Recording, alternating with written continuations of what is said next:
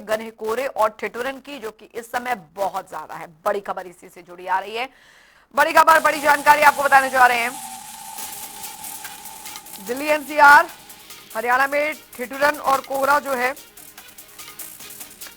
वो बना हुआ है, जिसकी वजह से आम जनजीवन अस्त व्यस्त हो गया है। विजिबिलिटी सड़कों पर बेहद कम हो गई है। वाहन चालकों को बेहद परेशानी हो रही है। वाहन चलाने में लोग ठंड से बचने के लिए अलाव का सहारा ले रहे हैं। कोहरे से सड़क, रेल, हवाई यातायात काफी हद तक प्रभावित हुआ है। हरियाणा में आज कोहरे और कोल्ड डे का अलर्ट जो है वो जारी किया हुआ है। बहादुरगढ़ में विजिबिलिटी बेहद कम है। तापमान 7 डिग्री पहुंचा हुआ है। वाहन चालकों को वाहन चलाने में काफी परेशानी हो रही है। लोग ठंड से बचने के लिए अलाव का सहारा ले रहे हैं।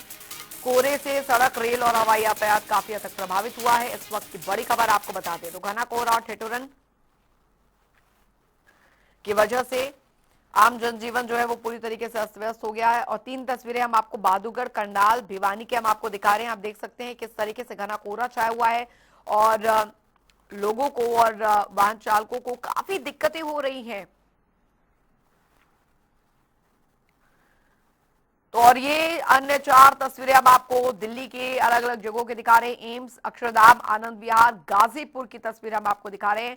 और सुबह और शाम और रात के वक्त आप देखिए किस तरीके से घना कोहरा जो है वो छाया हुआ है और विजिबिलिटी भी काफी कम है। इस बीच बढ़ता प्रदूषण भी एक बहुत बड़ी समस्या बना हुआ है।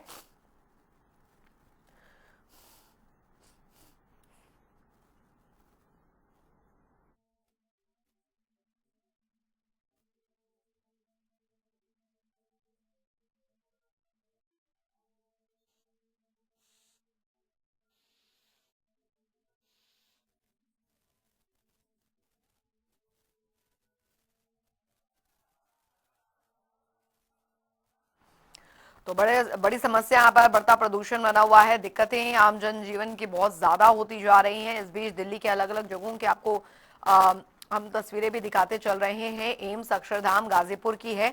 और हालांकि बढ़ता प्रदूषण और ये फॉग की दिक्कत जो है वो इतनी ज्यादा है कि लोगों को परेशानी बहुत ज्यादा उठानी पड़ रही है। इस बीच सुबह के वक्त तो खासकर इस स्मॉग की वजह से कई हादसे भी हो जाते हैं। लेकिन अब मौसम विभाग द्वारा अलर्ट भी जारी किया गया है कि आने वाले समय में जो मौसम है वो बेहद खराब यहाँ पर बना रहेगा।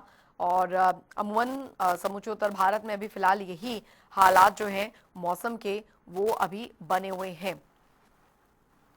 तो घना कोहरा और ठिठुरन जो है वो इस समय सबसे बड़ी समस्या है। अलाव का सहारा लोग ले रहे हैं इस बीच, ताकि ठंड से बच सकें।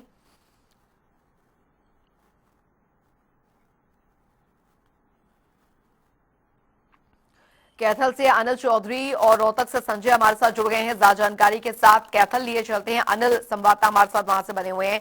कैथल में फिलहाल क्या हाल बना हुआ है? बढ़ती ठंड और इससे हो रही ठिठुरन, आम जनजीवन अस्त व्यस्त तो अनिल हो ही गया है, लेकिन अभी क्या स्थिति वहां पर मौसम की बनी हुई है? जी बिल्कुल, मैं बोला चाहूँगा कि जैसे आप देख रहे हैं तो धूप का जो कहर है वो काफ़ी है। रात से जो है धूप पड़ना शुरू हो जाती है और सुबह और रात के समय जो आने जाने वाले राहगीर है उनकी काफ़ी परेशानी होती है। जो है कोहरा आया हुआ है, जिस वजह से जितने भी वाहन चालक है उनको भी परेशानी का सामना करना पड़ रहा है। सुबह के जो है 9 बज के अगर आप देखेंगे तो मेरे पीछे जैसे ट्रैफिक दिख रही है तो वो ट्रैफिक जो है लाइट मिलाकर जो है चल रही है। वहीं जो है जिला प्रशासन की तरफ से भी जो है एक एडवाइजरी जारी की गई है, क्योंकि धुंध और कोहरा बहुत है। इसलिए प्रशासन ने जो है एडवाइजरी जारी की है कि रात के समय, सुबह के समय तभी निकले जब ज्यादा आवश्यकता हो और अनावश्यक तौर पर जो है बाहर ना निकले। वही स्वास्थ्य जो विभाग है, स्वास्थ्य विभाग ने भी अलर्ट जारी कर दिया। स्वास्थ्य विभाग का कहना है कि जो धुंध और कोहरा है उसमें जो है सुबह की सैर से बचे।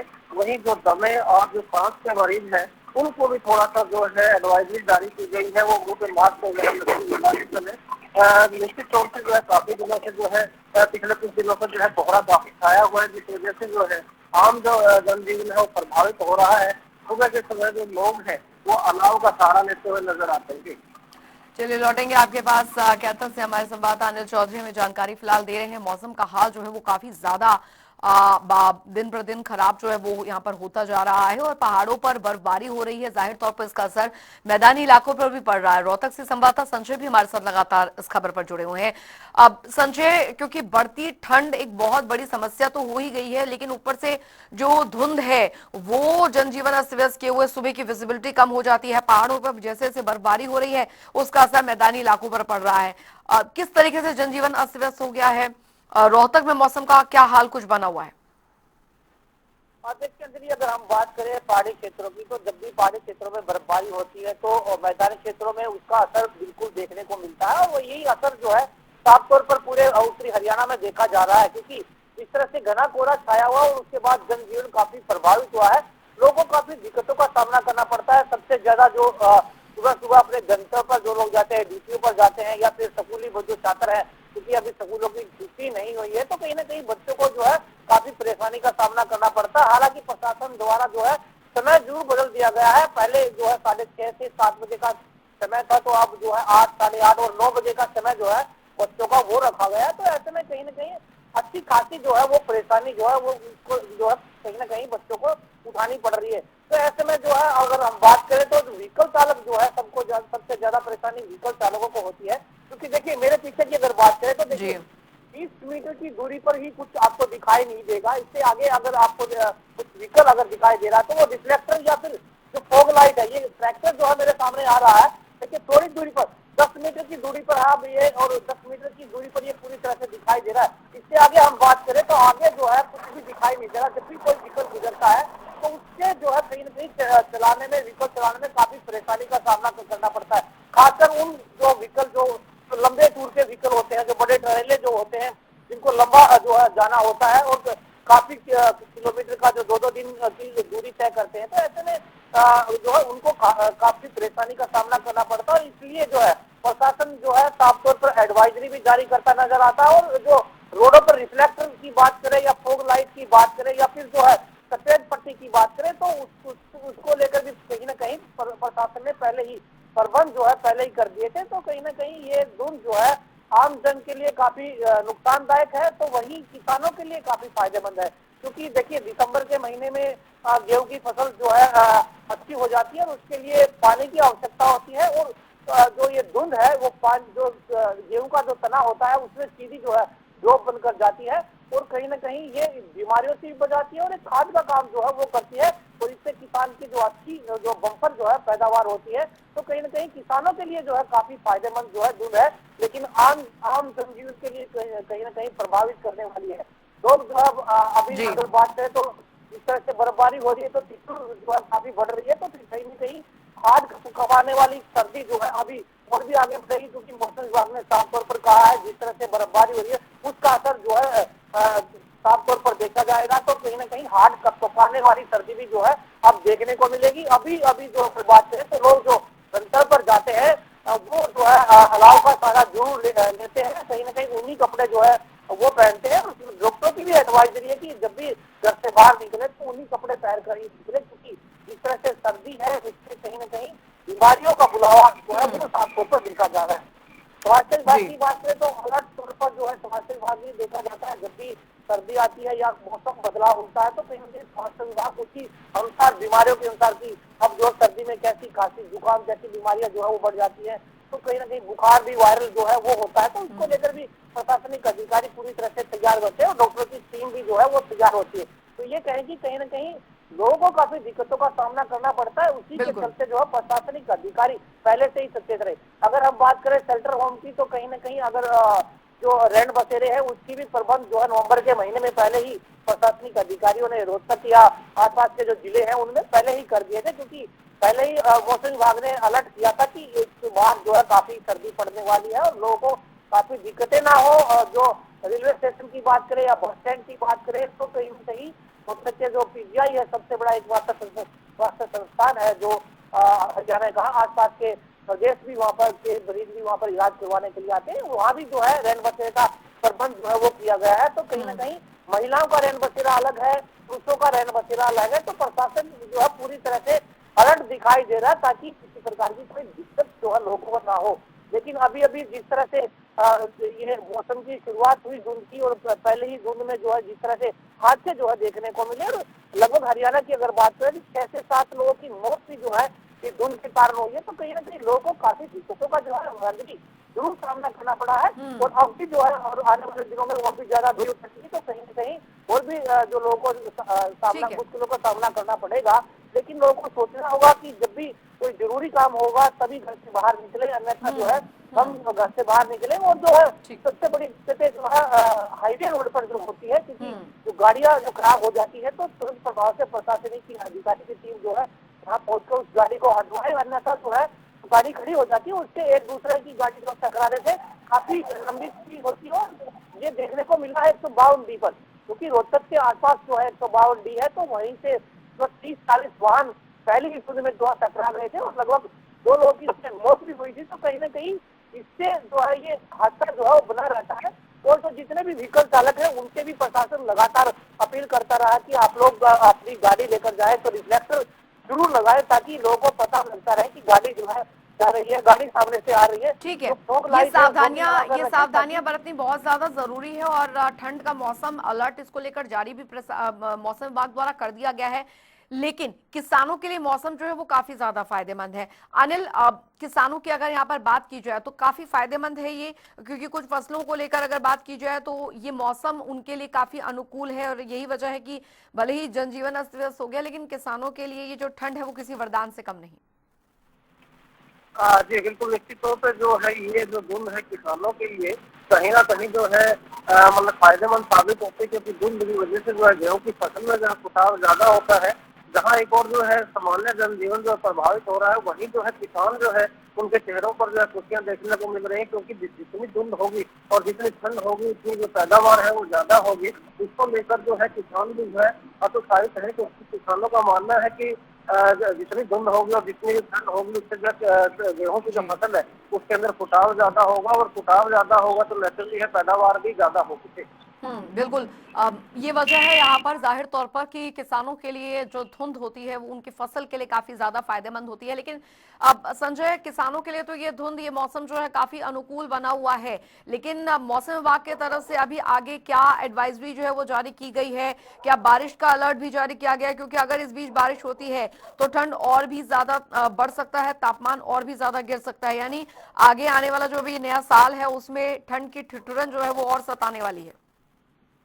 अब देखो देखिए, जिस तरह से मौसम विभाग ने अलर्ट किया कि जिस तरह से बर्फबारी हो रही है, और मौसम विभाग जो है साफ तौर पर बता रहा है कि बारिश का जो है कहीं ना कहीं बारिश जरूर जो है 3-4 दिन के अंदर जो है आने वाली है। 28-29 तारीख के आसपास का जो मौसम जो है वो बारिश का बताया गया है। तो कहीं ना कहीं लोगों को जरूर दिक्कतों का सामना करना पड़ेगा, क्योंकि बारिश आएगी, ठंड बढ़ेगी, बर्फबारी जिस तरह से हो रही है उससे जो है कहीं ना कहीं ठंड का जो है ठंड जरूर देखने को मिलेगी। और अभी जिस तरह से हवा तेज चल रही है और हाथ टकराने वाली और ठिठुरने वाली जो सर्दी जो है अभी और भी ज्यादा पड़ने वाली है, अभी भी जो है ज्यादा जो है ठिठुरन बढ़ रही है। हालांकि हवा की गति तेज है तो 12-1 बजे के आसपास जो है धुंध खुल जाती है अक्सर, लेकिन आज जिस तरह से हालात है उससे साफ लगता है कि आज जो है ज्यादा समय लग पाएगा, और कहीं ना कहीं धुंध जो है लोगों को जो है कहीं ना कहीं धुंध से कम निजात मिलेगी, क्योंकि जिस तरह से मौसम जो है वो दिखाई दे रहा है उससे लोगों को कहीं ना कहीं ठंड से तो परेशानी होनी है ही, साथ साथ में धुंध से भी काफी परेशानी का जो है सामना करना पड़ेगा। बिल्कुल, ये स्थिति यहाँ पर बनी हुई है। और अनिल, प्रशासन द्वारा रैन बसेरों को लेकर क्या व्यवस्था वहां पर की गई है? अलाव की क्या कोई व्यवस्था वहां पर की गई है? क्योंकि बढ़ती ठंड जी और अभी बिल्कुल। जैसे कि अलर्ट भी बारिश को लेकर जारी किया गया है, प्रशासन इसको लेकर कितना तैयार बना हुआ है? बेसहारा लोगों के लिए खासकर रैन बसेरों के क्या हालात बने हुए हैं वहां पर?